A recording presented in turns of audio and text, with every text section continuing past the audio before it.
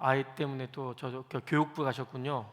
그래서 소개시켜 주려고 했는데 우리 조금 있다가 우리 민재 자매님의 그 파푸아 목장의 우리 박민재 자매님의 그 VIP가 오늘 교회 오셨습니다.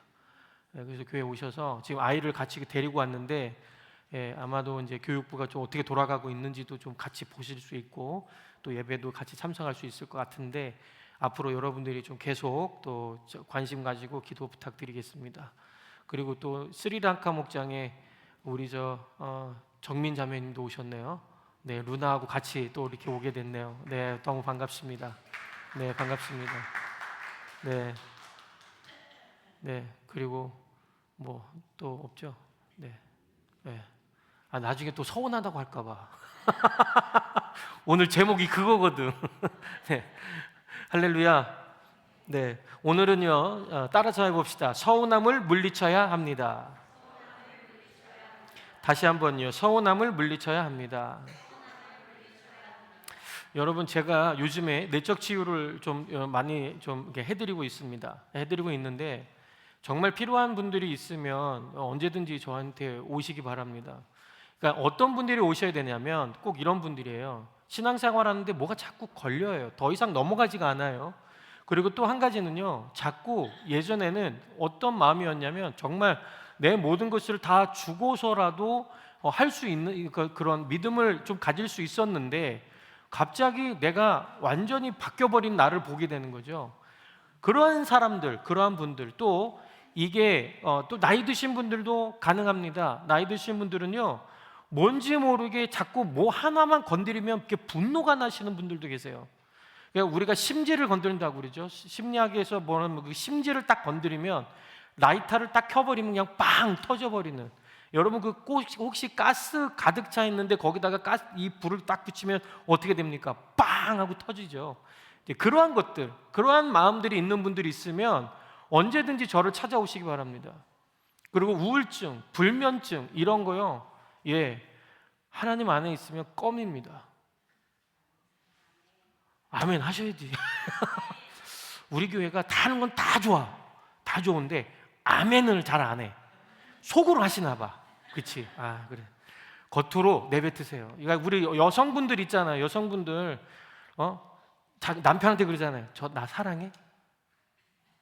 그러면 알면서 뭘 물어봐? 이렇게 얘기하면 그래도 감사한 거예요. 쳐다도 안 봐요. 그렇지 않아요? 예? 그런데 속으로 어떤 분들이 그런데 아니 난 그런 질문 받을 때 제일 힘들대요. 그래서 왜요? 그랬더니 이런 얘기 하더라고요. 내가 사랑하니까 살지 사랑 안 하면 내가 여기 있겠냐고. 그런데 여자들이 꼭 하는 게 뭐예요? 말을 해야 알지. 이게요, 여성분들은요 굉장히 영적이에요. 하나님도 이런 말을 하시거든요. 하나님도요, 나 사랑하니?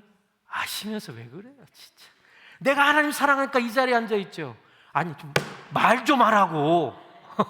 이렇게 하신다는 거예요. 그러니까 우리 말하는 게 뭐예요? 아멘이에요. 할렐루야. 그러니까 여러분, 우리가 아멘만 잘해도요, 이거 제가 언제 한번 또 설교할 건데 아멘만 잘해도 우리는 승리할 수 있습니다. 할렐루야. 여러분, 그래서 제가 이렇게 하다 보니까요 데이터가 나오잖아요. 그런데 늘 그 속에 가득한 것이 하나 있습니다. 그게 뭐냐면 바로 이 섭섭함입니다. 사단이 성도를 완전히 무력하게 만들어버릴 수 있는 것이 바로 이 섭섭함입니다. 그것은 마음의 섭섭함을 자꾸 사단이 집어넣는 겁니다.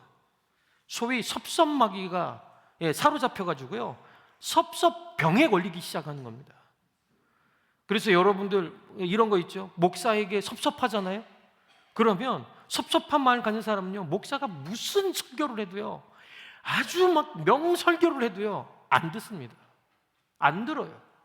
아무리 뭔가를 잘해도요 은혜가 안 되는 거예요. 니나 잘하지, 말만 잘해, 아는 것은 되게 많네, 이런다니까요. 이게 섭섭마귀가 들어가면 그렇게 되는 거예요.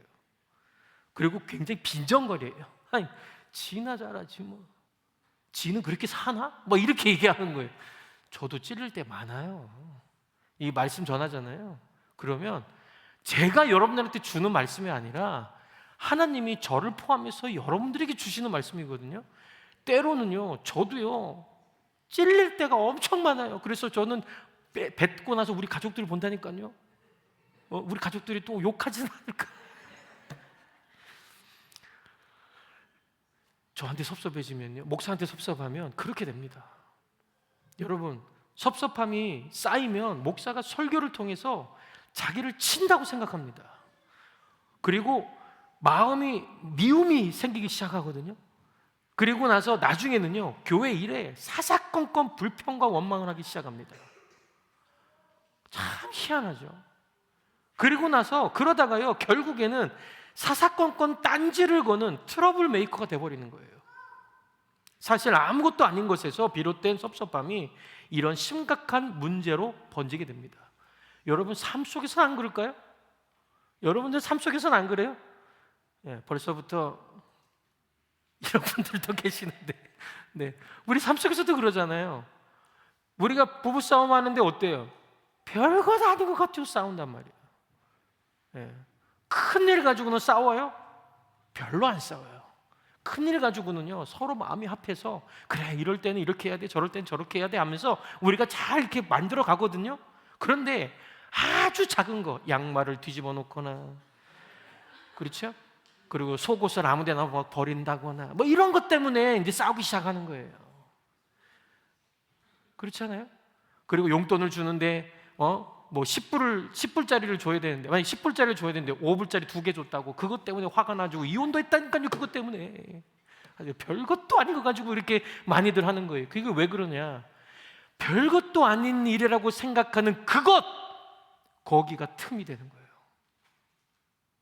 여기부터 섭섭한 마음이 자꾸 시비책을 하는 거예요. 이 여성분들이 자꾸 확대 해석 잘하잖아요. 지금까지는 이제 여성분들 띄워줬으니까 조금 좀 떨어질 때 됐죠.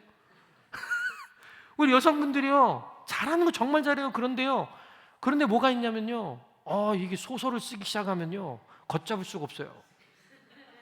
그러니까 이것 때문에 나는 그냥 이 양말 뒤집어 놨잖아요. 그러면 이 사람이 나를 무시하는 거야. 여기부터 시작하는 거예요.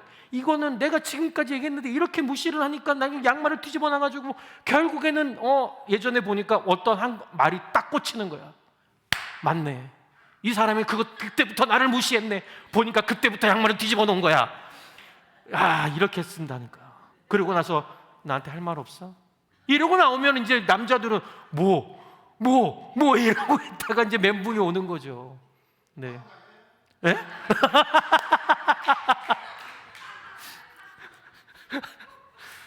야, 진짜 막 미쳐버리겠어요. 그때는요. 그렇지 않아요?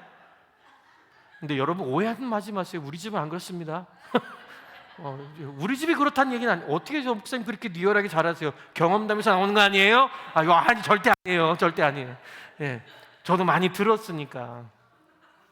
그런데요, 이 섭섭함이요, 아주 우리 일상생활에서 아주 막 많이 침투해 있어요. 심지어는 목자 목녀님들도 얼마나 서운함이 있는 줄 아세요? 우리 목자 목녀님이요, 예전에는요, 우리가 이렇게 누군가 이렇게 챙겨주고 막 이러잖아요. 막 챙겨주는데 정작 내가 챙김을 받아야 될 때 아무도 안 해. 전화 한 통 없어. 얼마나 섭섭한데요. 목자 목님들 끄덕끄덕 하거나 아멘이라도 해봐야 그러면 챙겨줄 거 아니요. 우리 목장할 때도 그래요. 목장할 때도요, 예? 나를 위해서는 뭔가를 챙겨주는 건 하나도 없는데요, 그래도 어떻게 맨날 그러니까 이런 거 있잖아요. 돈도 안 쓰는 사람이 목자 목녀 수고한다고 뭔가를 하나라도, 양말 하나도 주지 않는데 다른 사람한테는 막 선대하고 막 이렇게 막 이러면요, 여러분 또 이게 섭섭한 마음이 훅 들어와요. 저라고 안 그럴까요? 저라고 안 그러겠어요? 저도 그래요. 저도요, 때로는요, 말씀을 전하고 나면요, 때로는 이제 여러분들이 반응이 없잖아요. 서운해요. 난 일주일 동안 엄청 놀아겠는데, 그런데 보니까 성도님들이 다들 아무 반응이 없는 거야. 그러면요, 갑자기 이 마음속에 섭섭함이 확 들어오기 시작해요. 나는 일주일 동안 이걸 준비한다고 얼마나 노력했는데 어떻게 나한테 한마디, 그렇다고 오늘부터 또 와가지고 또 나한테 막 이러면 안 돼요. 그러려고 하는 건 아니지만 때로는 정말 별거 아닌 거 가지고 정말 그것 때문에 내가 이 모든 사역도 정말 좋은 교회까지 놓쳐버리는 그러한 일들이 발생할 수 있다는 거예요.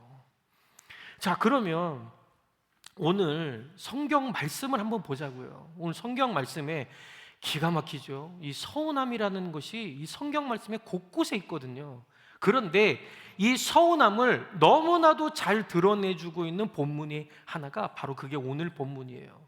이 본문에 보면 우리가 잘 아는 탕자의 비유가 나옵니다. 네, 탕자의 비유인데 바리새인들과 율법 학자들은요, 이 늘 예수님의 말과 행동이 불편했거든요.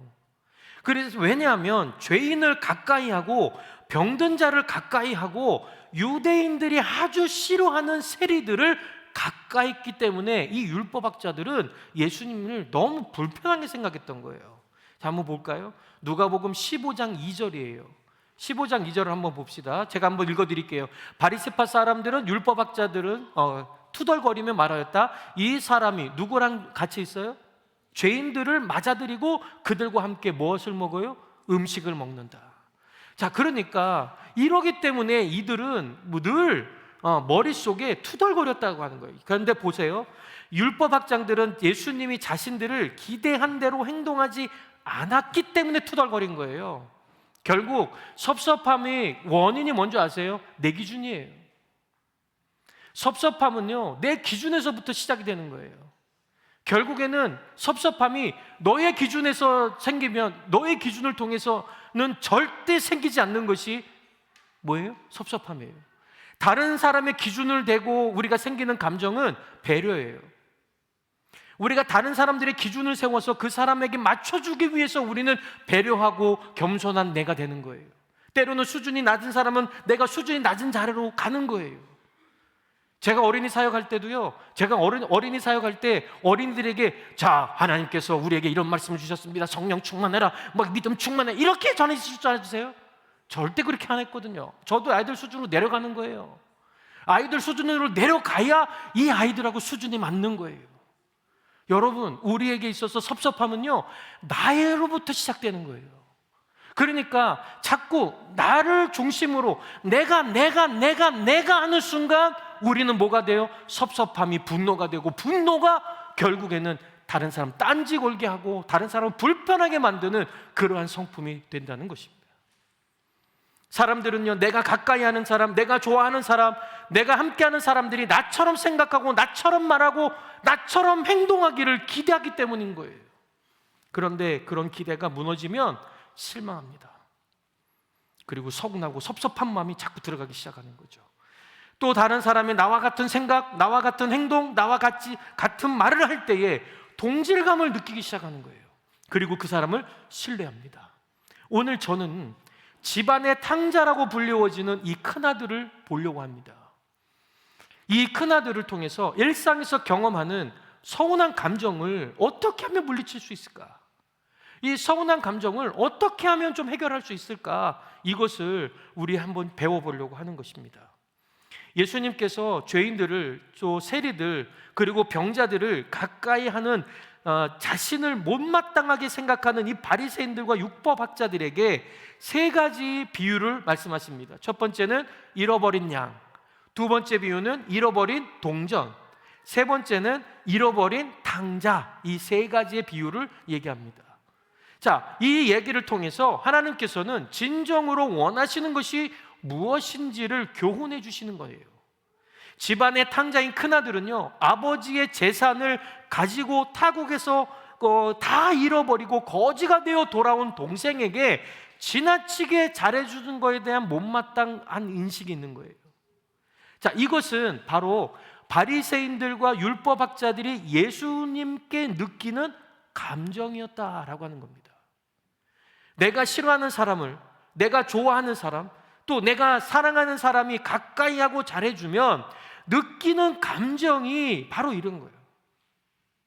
그러니까 여러분, 여기에 계신 성도님들은 너무 성숙하시고 하나님의 사랑을, 하나님을 사랑하시기 때문에 그런 감정을 전혀 느끼시는 분들은 한 분도 없겠죠. 그렇죠? 그렇잖아요. 그렇죠? 왜 아멘 못해요? 있다니까요. 이게 우리예요. 이게 사람이에요. 여러분, 교회 내에서도요, 난 저 사람 싫거든요. 그런데 저 사람이, 내가 좋아하는 사람이 저 사람을, 내가 싫어하는 사람을 갖고 막 잘해주고 막 이래봐요. 그럼 어떻게 돼요? 삐져요. 그래? 참, 뭐 그렇게 해서 좀 뭐 하려고, 뭐 이런다니까요. 그래서 다시는 그 사람이 뭐라고 하면요, 대꾸도 안 해요. 때로는 어이 뭐 요 그러면 어이 웃기고 앉아있는데 뭐 이렇게 얘기하는 거예요. 이제 또 예전에는 어이 그러면 왜 이러다가 그거 하나 때문에요. 이게 서운한 감정이거든요. 서운한 감정, 섭섭한 감정을 극복하지 못하면요, 우리 인생이 자유롭지 못하고 행복한 인생도 살아갈 수 없어요. 우리가 탕자의 비유를 읽을 때 우리가 어떤 사람이라고 생각하며 읽을까요? 대부분의 집 나간 작은 아들이라고 생각하고 우리는 읽습니다. 그리고 아버지는 하나님이라고 생각을 합니다. 그래서 탕자를 사랑하시는 하나님의 큰 은혜 때문에 감동을 받고 하나님의 사랑을 느끼는 거죠. 그러나 오늘 이 자리에 계신 우리 성도님들이 탕자의 비유를 읽을 때에는 집안에 있는 탕자, 즉 큰아들이 내가 아닌가 하는 마음으로 읽어보시면 더 올바른 관점으로 내가 하나님을 볼 수가 있는 것입니다. 탕자의 비유의 초점은요, 바로 집을 나갔다 돌아온 작은 아들, 즉 죄인들, 병자들, 세리들을 이해하지 못하고 사랑하지 못하는 큰아들, 즉 바리새인, 율법학자들에게 있기 때문입니다.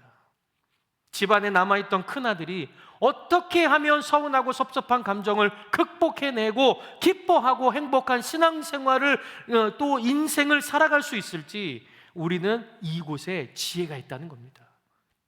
오늘 그 지혜를 저와 여러분들이 한번 풀어나가 보도록 하겠습니다. 첫 번째, 서운함을 물리치기 위해서는 바로 이겁니다. 다 같이 한번 읽어볼까요? 시작. 서운함을 물리치기 위해 잘못된 평가를 하지 말아야 합니다. 자, 서운함을 물리치기 위해서는 무엇을 하지 말아야 돼요? 잘못된 평가를 하지 말라는 거예요.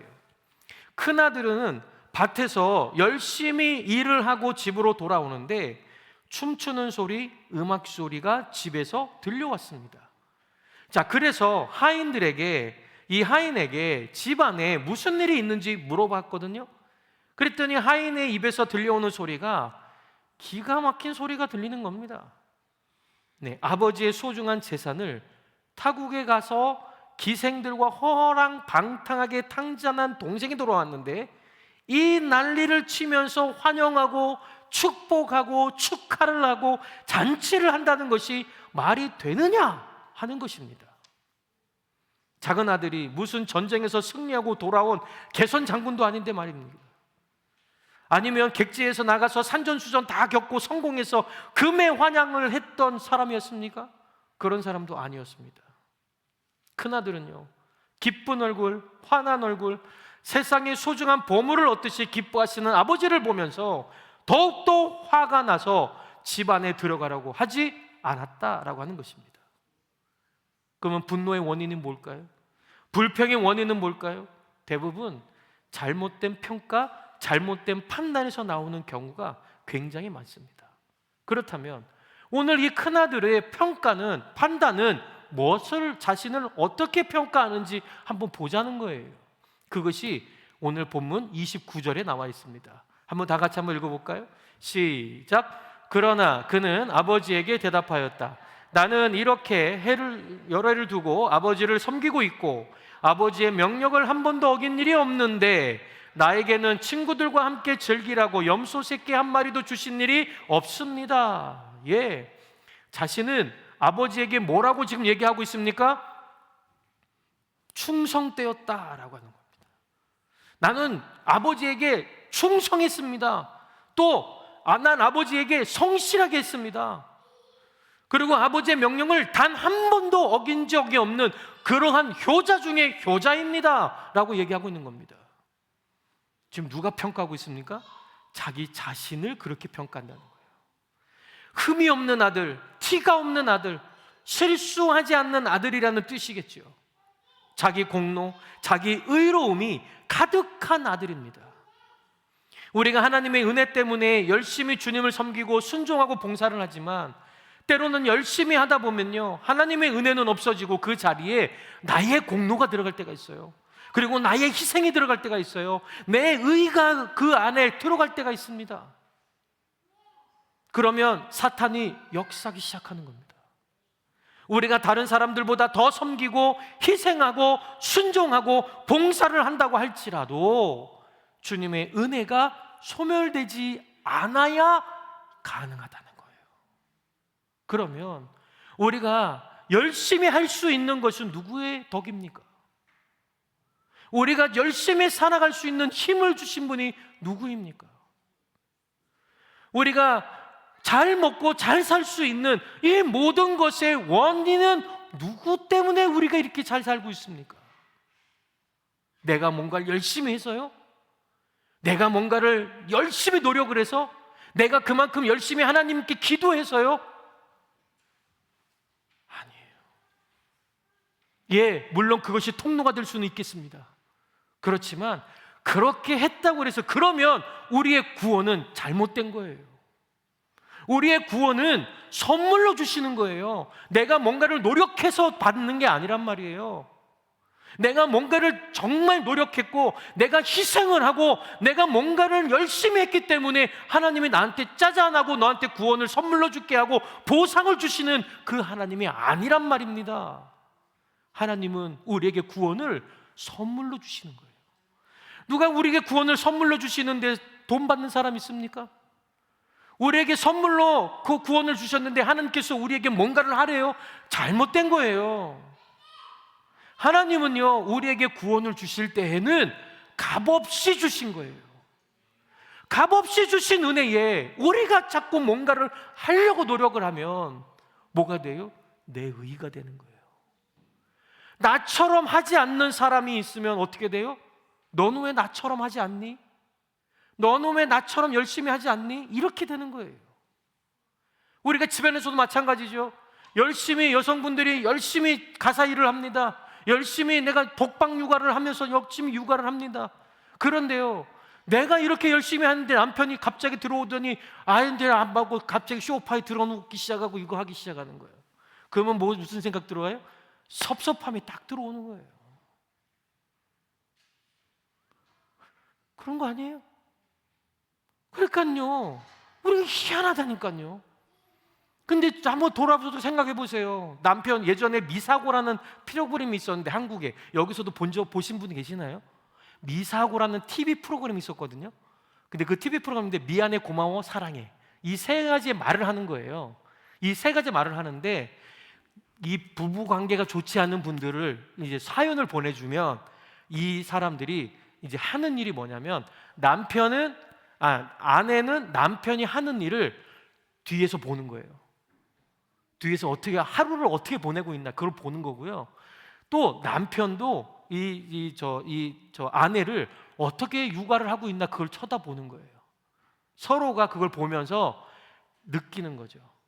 아, 우리 왜 남편이 맨날 집에만 오면 왜 누워서 저렇게 좀 용서하고 들으십시오. 맨날 왜 자빠져가지고 왜 이것만 보고 있나, 이런 생각을 막 했다가 그거 한번 남편이 하루를 어떻게 보내고 있나 그 과정을 쭉 보더니 눈물을 팡 쏟는 거예요. 그때의 이 섭섭함이 확 풀어지는 거예요. 그렇구나, 나만 노력한 게 아니었구나. 누구도 노력했어요? 내 남편도 노력했고 내 가족들도 노력했고 심지어는 아무것도 하지 못하는 아이까지도 이렇게 노력했구나 라고 하는 것을 본인들이 깨닫기 시작하는 거예요. 여러분, 섭섭함은 어디서부터 온다고요? 내가 판단을 잘못해서 그래요. 여러분, 그 판단을 바꾸셔야 돼요. 이 판단만 바꿔도 결국 어떻게 돼요? 우리는 행복의 길로 갈 수 있다라고 하는 것입니다. 여러분, 또 보세요. 사탄이 역사하기 시작하는 시점이 바로 이때부터예요. 그러니까 그때부터 아주 못돼지기 시작하는 거죠. 그런데 우리가 다른 사람보다 더 섬기고 희생하고 순종하고 봉사를 한다 할지라도 주님의 은혜가 소멸돼 버리면 뭐라고 그랬어요? 아무것도 아니라고 그랬죠. 그러니까 우리는 주님의 은혜를 구해야 되는 거예요. 여러분, 사랑하는 여러분, 왜 우리가 예수를 믿게요? 왜 우리가 예수님을 믿는 줄 아세요? 이 세상 살다 보니까요, 변수가 너무 많아요. 여러분, 어떤 분이 그러더라고요. 연애를 글로 배웠습니다. 그러니까 연애를 글로 배웠습니다 하니까 이게 이제 그 글로 배운 사람들의 특징 뭐냐면 뽀뽀를 하는데 각도를 뭐 이렇게 한다. 그리고 입을 쭉 내민다. 뭐 이런 거 있잖아요. 막 이렇게 한대. 뭐 그렇게 하면요 어색해지잖아요. 그렇지 않아요? 글로 배우면 어색해져요. 우리가 또 그거 있잖아요. 요즘엔 유튜브도요. 예전에는 레시피가 나와갖고 글로 이렇게 있으면 못 알아먹어요. 그렇죠?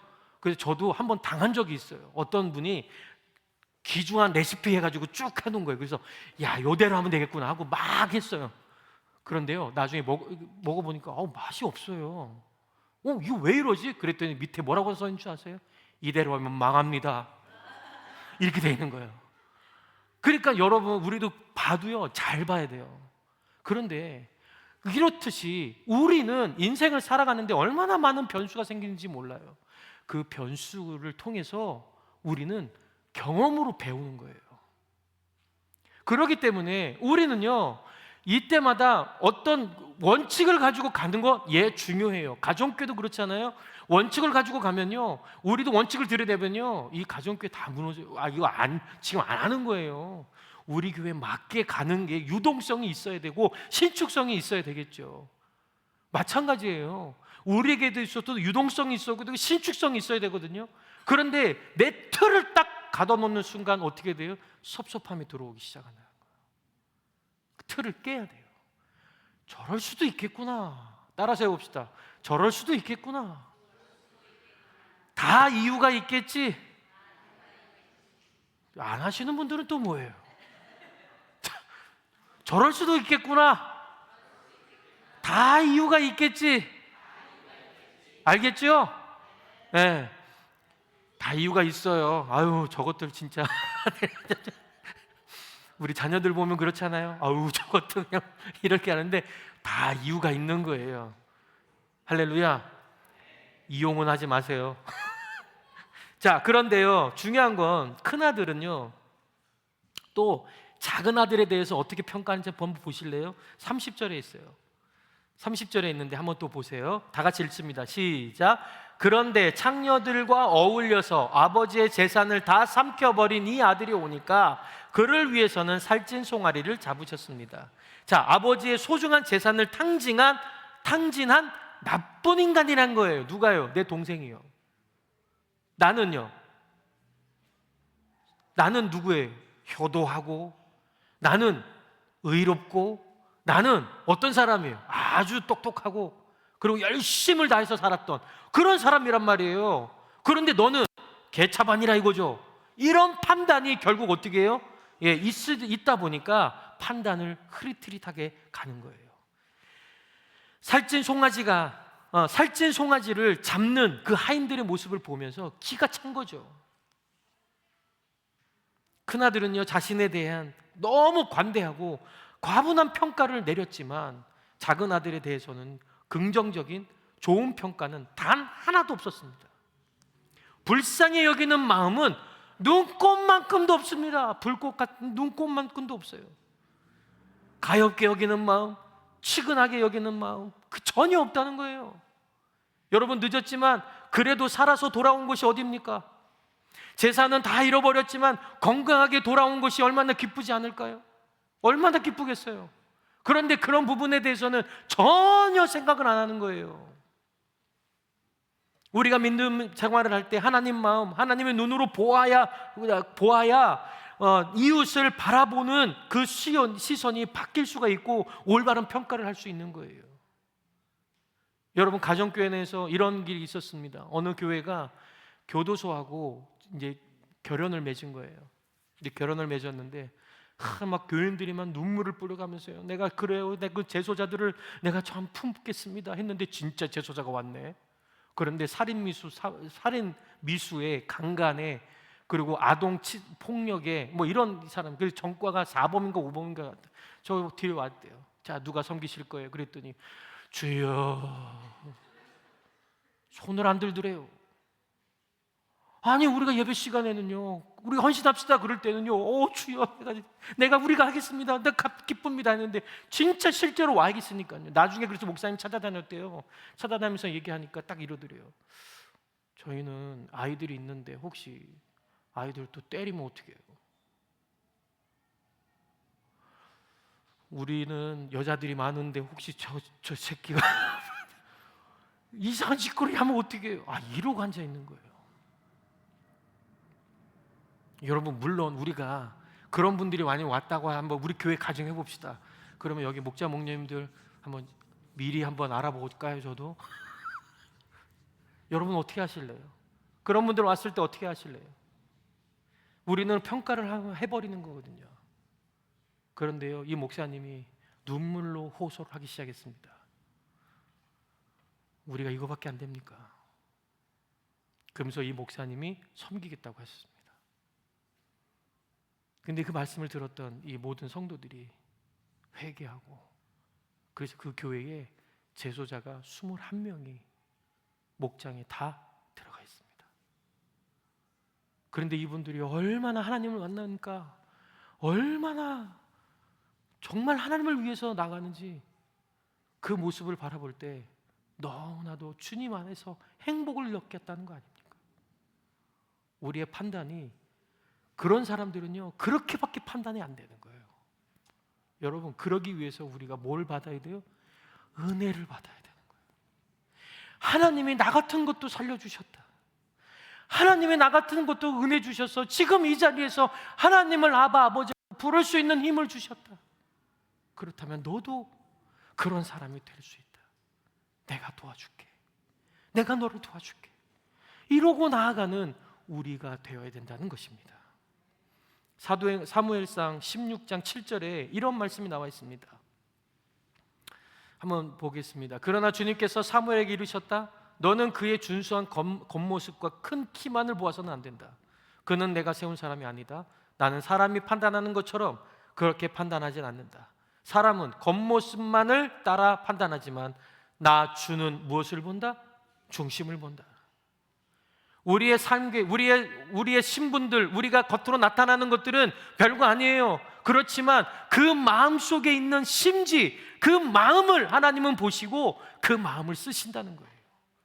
환난당한 자, 억울한 자, 빚진 자, 이런 사람들 400명을 모아놓고 나아갔던 이 다윗. 이 다윗은 결국엔 그 사람들이 어떻게 됐는지 아세요? 자기가 겪고 환난과 고통을 다 겪고 나서 이 다윗이 내가 너희들한테 얼마나 했는데 이러고 다 한 번도 없었어요. 왜냐? 그때마다 하나님이 주시는 은혜를 가지고 이분들을 섬겼기 때문에 그래요. 그러니까 어떤 일이 벌어지는지 아세요? 다윗의 왕조가 세워질 때 이 400명이 다윗 왕조의 든든한 백이 되는 겁니다. 하나님의 나라의 권세자가 되는 겁니다. 하나님의 나라를 세우는데 1등 공신이 바로 그 사람들이 되는 겁니다. 고린도후서 5장 7절에 보면 이렇게 나와 있습니다. 자, 따라서 같이 한번 읽어볼까요? 시작. 우리는 믿음으로 살아가지 보는 것으로 살아가지 아니합니다. 아멘. 우리는 보는 것으로 볼 때 저 사람은 정말 거렁뱅이 같아, 저 사람은 아무것도 아닌 것 같아. 우리는 그런 모습으로 그 사람을 다가가는 것이 아니라 그 사람을 통해 하나님도 지금 너에게 집중하고 계신다. 하나님도 나와 내가 이렇게 기쁜 것처럼 너에게도 그 기쁨을 내가 주고 싶다. 하나님의 마음은 이렇다는 거예요. 여러분, 그렇기 때문에 우리가 손해를 보면서까지 우리가 VIP들에게 그렇게 복음을 전하려고 노력하는 거 아니겠어요? 왜 우리가 손해를 보면서, 때로는요 내가 너도 VIP 전도를 해봤지만 손가락질 받을 때가 있어요. 손가락질 받을 때가 있어요. 제발 좀 쫓아오지 말라고 그러면서 막 소금도 뿌리고요. 야, 왜 그런 걸 내가 왜 당할까요? 그걸 당하는 것이 오히려 주님이 나와 함께 하신 것보다 더 크기 때문에, 주님이 나와 함께 하시는 게 더 크기 때문에 받아도 그 받을 때는요 정말 싫어요. 여러분, 내가 배추도 아니고 왜 내가 소금을 맞아야 돼요? 그것도 굵은 소금 맞으면요, 야 진짜 내가 진짜 이 타이틀 빼고 그냥 확 받아버릴까 막 이런 생각도 막 얼마나 많은지 몰라요. 그런데 중요한 건 그렇구나, 우리는 믿음으로 살아가지 보는 것으로 살아가는 것이 아니구나. 여러분들 이 말씀을 기억하시기 바랍니다. 두 번째는요, 도대체 목사님 언제 끝내시려고 지금 두 번째밖에 안 돼요. 그건 빨리 끝낼 거예요. 두 번째는요, 다 같이 읽어봅시다. 시작. 네, 물질주의를 극복해야 된다는 거예요. 그러니까 여러분, 우리의 시선이 어디가 있어요?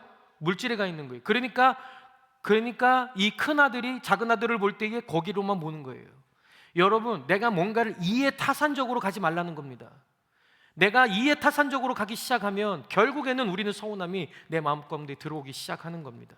여러분, 큰 아들이 아버지의 말씀에 순종했던 이유가 뭔가요? 그 충성한 이유는요, 자기에게 돌아올 유산이 있기 때문에 그런 거예요. 자, 큰아들의 말과 행동의 기준은요, 판단 기준에 물질이 있었던 거예요. 동생이 아버지의 소중한 재산을 가져갔다는 겁니다. 내가 물려받아야 될 재산을 저놈이 다 탕진해버린 거야. 그러니까 어떻게? 화가 나는 거죠. 그리고 그렇게 탕진한 내 몫을 제가 다 가져갔는데, 그런데 나한테는 이것도 안 해주고 쟤한테는 또 이렇게 막 해줘. 이렇게 되는 거예요. 그게 못마땅한 거죠. 인생을 살아갈 때요, 물질이 지대한 영향을 미치고 또 영향을 받고도 있습니다. 그러나 물질에 대해서 청지기적인 자세를 우리는 가져야 되는 거예요. 욥이 뭐라고 고백한지 아십니까? 욥기서 1장 21절에 이렇게 고백합니다. 보세요. 모태에서 빈손으로 태어났으니 죽을 때에도 빈손으로 돌아갈 것입니다. 주신 자도 주님이시요 가져가신 분도 주님이시니 주님의 이름을 찬양할 뿐입니다. 아멘. 여러분, 우리에게 소중한 물질을 내려놓을 수 있어야 됩니다. 언제요? 주님이 요청하실 때 말입니다. 근데 주님이 요청하시는데도 불구하고 이것만큼은 안 되는데요, 이것만큼은 안 되겠는데요, 그러면 나중에 다 잃고 천부여 의지 없어서 손 들고 옵니다. 주 나를 박대하지, 이렇게 하면 나중에 또 돌아오게 돼요. 여러분, 우리가 늘 하는 얘기, 주님께 코 끼면 어떻게 되는 줄 아세요? 주님께 코 끼면 평생 간다. 그런데 저는 빨리 코 끼고 싶어요. 목사님, 왜? 목사님은 코 낀 거 아니에요 이미? 저도요, 뛰쳐나가려면 얼마든지 뛰쳐나갈 수 있어요. 저도 여러분들과 똑같아요. 갑자기 제가 기분이 안 좋아가지고 여기 안 쓸 수도 있어요. 여러분들이 기분 나쁘면 교회 안 나오면 끝이잖아요. 그죠? 근데 제가 안 나오면 어떻게 돼요? 저 목사님 이제 미쳤구나. 이렇게 된다니까요.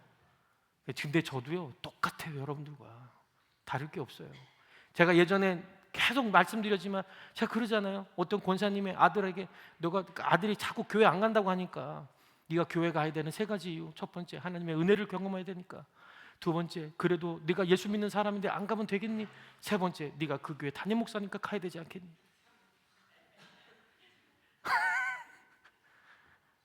이런 이야기들이 어떻게 나왔겠냐고요.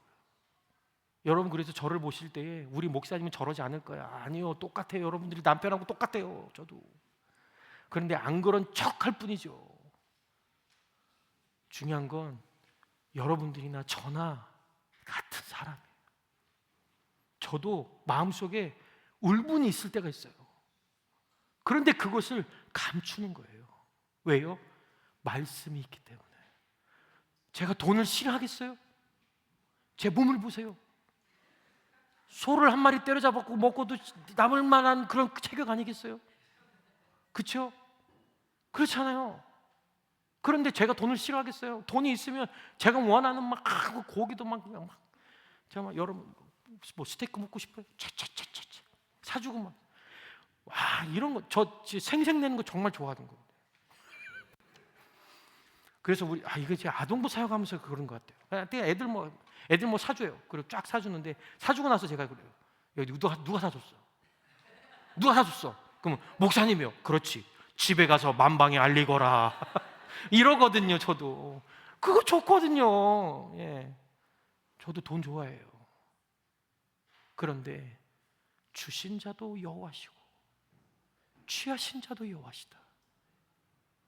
그 하나님이 나에게 돈을 주실 때도 있고 가져가실 때도 있다. 나는 오직 돈에 관심이 있는 것이 아니고 주님에게만 관심이 있습니다. 이 고백을 늘 해내는 거예요. 그러다 보니까 물질을 조금씩 초월하기 시작하는 거예요. 제가 아마 당당하게 얘기할 수 있을 것 같기도 한데, 이렇게 하다가 저보다 또 덜 받는 분이 나오시면 큰일 나는데, 아마 우리 교회에서 제가 그래도 여러분들 보면 저보다 다 나으실 거예요. 제가 이렇게 살 수 있는 비결이 뭔지 아세요? 그 비결은 말씀이에요. 끊임없이 하나님과 싸우는 거예요. 왜? 내 욕심과 내 마음속에 있는 그게 오거든요. 하나님, 내가 이렇게까지 열심히 했는데 돈은 이따구밖에 안 줍니까? 이게 말이 다 돼요? 섭섭함이 막 어쩔 때 밀려올 때가 있거든요. 그럴 때마다 내가 너 필요한 걸 지금까지 공급해 준 게 누구냐? 이 소리를 늘 들으면 들을수록 저는 힘이 나요. 그래서 또 추월하고 가는 거죠. 사랑하는 성도 여러분, 우리의 충성, 헌신, 봉사가 하나님의 은혜 때문이 아니라 누군가 나를 알아봐주고 보상을 바라는 것이라면 서운함, 섭섭함 반드시 들어옵니다. 여러분들, 내 가정을 위해서 나는 희생 봉사하는 게 정말 나를 위해서, 약간 우리 가족을 위해서, 그러면서 내가 하나님이라는 존재가 나와 함께 계시기 때문에 그분의 은혜가 우리 가족에 임하기를 원합니다. 그러면서 여러분, 가사 일을 하는 사람들은요, 섭섭함 안 들어와요. 서운함 안 들어와요. 들어올 자리가 없는 거예요. 그런데 이곳을 빈 공간으로 만들어 버리니 그 가운데 서운함이 들어오기 시작하는 거예요. 사랑하는 성도 여러분, 이 마음속에 주님의 은혜로 채워보시겠습니까? 주님의 은혜로 채우시는 여러분들은 이 섭섭함에서 물러갈 줄로 믿습니다. 세 번째, 서운한 감정을 이기기 위해서는 따라서 해봅시다. 나 먼저 용서하십시오. 예, 여러분 먼저 용서하셔야 됩니다. 소중한 재산을 가지고 먼 나라에서 가서 창기들과 탕진한 이 아들이 돌아왔을 때 아버지는 돈보다 소중한 아들이 돌아온 것 때문에 다 용서하고 기뻐하고 환영하고 축복했습니다. 그리고 큰아들도 아버지의 마음으로 용서하고 기뻐하고 축복하라고 얘기하고 있는 겁니다. 하나님께서 나의 죄를 용서하는 것이 무엇 때문입니까? 우리가 하나님께 천벌마다 마땅한 존재이지만 하나님 앞에 구원받을 만한 것이 아무것도 없어서 자신의 죄를 회개하고 하나님께 돌아온 것 때문 아닙니까? 내가 하나님을 생각하면 얼마나 그 은혜가 많은데요. 내가 왜 저 사람을 자꾸 깔보고 저 사람을 끌어내리려고 하고 저 사람 짓밟으려고 하고 왜 그럴까요? 이 은혜를 모르니까 그러는 거예요. 사랑하는 성도 여러분, 하나님께서는 여러분들을 살려주셨습니다. 우리를 살려주셨습니다. 그래서 하나님 앞에 나와서 아버지라 예배드릴 수 있는 이 자리가 있는 겁니다. 혹시 집안에 문제가 있는 분들 계십니까? 여러분 먼저 자기 자신을 용서하시기 바랍니다. 나를 먼저 용서하세요. 혹시 제가 이것 때문에 내가 우리 가족을 제대로 섬기지 못했다면, 내 의견으로 내 생각으로 섬기려고 했던 것이 있다면 주님 용서해 주세요. 그럴 때에 여러분들의 행복이 찾아오기 시작할 겁니다. 나만 노력하는 건 아니에요. 다 같이 노력하기 때문에 우리가 여기서 살 수 있는 거 아닙니까? 우리 교회도 마찬가지입니다. 우리 교회도 어떤 사람들이 그 사람들만 있어서 그 사람들이 열심히 했기 때문에 우리 교회가 자꾸 사이즈가 커지고 이게 아니라는 거예요. 우리 교회 성도들 한 명 한 명이 어디에서든지 기도하고 있고 어디에서든지 하나님을 찾고 우리 교회를 생각하면 생각할수록, 그래서 우리 교회가 지금 이렇게 커가고 있는 겁니다. 사랑하는 성도 여러분, 어느 날 예수님과 대화하는 그 부분에 있어서 베드로와 대화하는 부분에 있어서 이렇게 할 때가 있거든요. 베드로가 예수님께 이렇게 묻습니다. 그때 베드로가 다가와서 말하였다. 마태복음 18장 21절. 자, 주님, 내가 내 형제에게 나에게 자꾸 죄를 지으면 내가 몇 번이나 용서해 줘야 합니까? 자, 여러분 몇 번이나 용서해 주겠습니까? 한 번. 와, 센데요. 한 번. 야. 여러분은 몇 번이나 용서해 주세요? 보통 3-4번 아닙니까? 우리 아이들한테도 그러죠. 너 니네 3번이다 맞지? 아니야? 1번이야? 그러면 지금도 용서해주고 있지? 아니야? 말 잘해라. 여러분, 우리가 죄를 지으면 대부분 사람들이요 3번, 5번 참으면 그래도 많이 참는 거래요. 7번 참으면 성인이래요. 그런데 여기 보면 지금 베드로가 몇 번이나 참을까요? 했는데 내가 7번 정도 참으면 됩니까? 라고 베드로는 얘기하는 겁니다. 그런데 그 다음에 뭐라고 한 줄 아세요? 30절에 예수님께서 대답하셨어요. 7번이 아니라 몇 번이요? 70번을 7번이라도 용서하라는 거예요. 그러면 몇 번이요? 490번. 평생 용서하라는 얘기지. 여러분, 용서 못하면 섭섭함, 서운함, 분노 이런 것이 찾아옵니다. 제가 내적 치유를 하잖아요. 내적 치유하면서 뭘 하는 줄 아세요? 이걸 없애는 거예요. 이 용서하지 못하는 마음. 제가 이걸만 한번 딱 건드려 놓으면요, 이거 하나가 해결되면요, 여러분 인생이 달라집니다. 아까 우리 오명선 목사님 오셔서 간증하실 때 보셨잖아요. 진짜 예수님을 만나니까 얼마나 감격스러운데요. 여러분 마음속에 용서하시기 바랍니다. 여러분의 남편을 용서하세요. 여러분의 아내를 용서하세요. 여러분들 가족들을 용서하세요. 용서는 그냥 나오지 않습니다. 용서는 내가 널 용서하마 이런다고 용서가 되지 않습니다. 용서하면 찾아가는 겁니다. 내가 너를 용서해 준다. 그리고 내가 용서를 구할 게 있으면 미안합니다. 그럴 때에 그 속에 섭섭함은 사라집니다. 사랑하는 성도 여러분, 누구에게나 서운하고 섭섭한 마음이 들어올 수 있습니다. 용서하시기 바랍니다. 골로새서 13장 13절 한번 다 같이 한번 읽어볼까요? 다 같이 한번 읽어봅시다. 시작. 누가 누구에게 불평한 일이 있더라도 서로 용납하여 주고 서로 용서하여 주십시오. 주님께서 여러분을 용서하신 것과 같이 여러분도 서로 용서하십시오. 아멘. 여러분 신앙생활에서 가장 중요한 것이 뭐라고 했습니까? 생명의상 하셨던 분들 대답하셔야죠. 관계 하도 많이 들어서 여러분 잘 알고 계실 겁니다. 그런데 서운한 마음, 섭섭한 마음, 바로 이 관계를 깨뜨리게 되고 해야 할 일들을 하지 못하게 하고 하지 말아야 할 일들을 하게 만듭니다. 똑같은 죄인이 돌아왔습니다. 아버지는 죄인이 돌아왔을 때 용서했기 때문에 기뻐할 수 있었고 환영할 수 있었고 축복할 수 있었습니다. 그러나 형은 용서하지 못했기 때문에 죄인이 돌아왔을 때 기뻐하지도 못했고 환영하지도 못했고 축복하지도 못했습니다. 우리가 살아가면서 피할 수 없이 맞닥뜨리는 서운한 감정을 극복하시고 행복과 축복을 추구하는, 그래서 그것을 누리며 살아가는 저와 여러분들이 되기를 주의 이름으로 축원합니다. 다 같이 침묵 가운데 기도하겠습니다.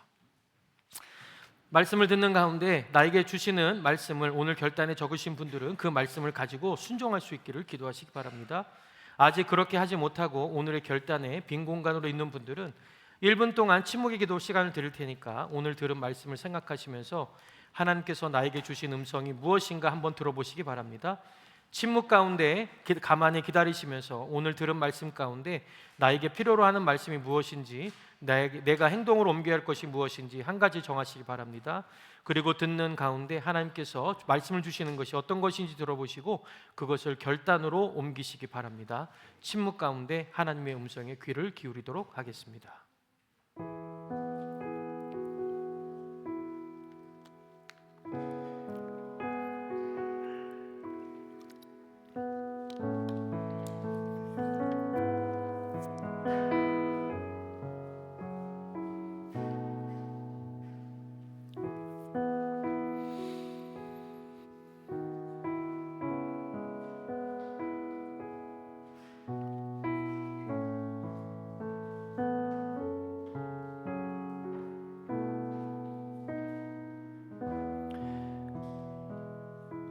하나님, 우리에게 늘 서운한 감정, 이 감정을 극복을 할 수 있는 힘이 없습니다. 그래서 늘 넘어집니다. 하나님을 믿는다고 하면서도 늘 감정 때문에 넘어집니다. 행복과 또 기쁨과 감사를 누릴 수 있음에도 불구하고 우리는 늘 넘어집니다. 하나님, 그런데 오늘 말씀을 통해서 들었습니다. 무엇이 필요한지를 들었습니다. 우리 성도들 하나하나가 이 말씀대로 순종하며 걸어갈 수 있도록 인도하여 주옵소서. 예수님의 이름으로 기도하옵나이다. 다 같이 일어나셔서 아버지, 아바 아버지란 찬양을 하실 때 나는 예수 믿어야 돼